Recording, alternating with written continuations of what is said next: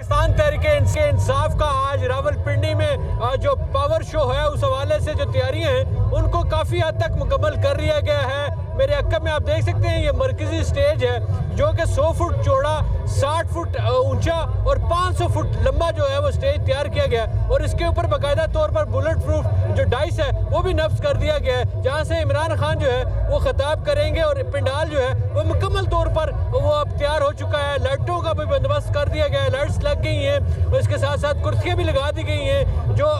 एक अंदाजे के मुताबिक 20,000 के करीब जो है वो कुर्सियाँ लगाई गई हैं और जो मरी रोड के लेफ्ट और राइट तमाम रास्तों को बंद करे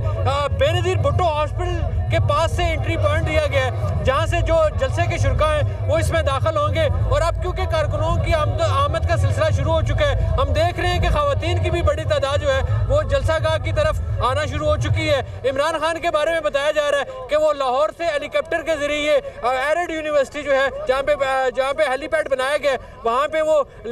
उनका त्यारा जो है वो लैंड करेगा और उसके बाद वो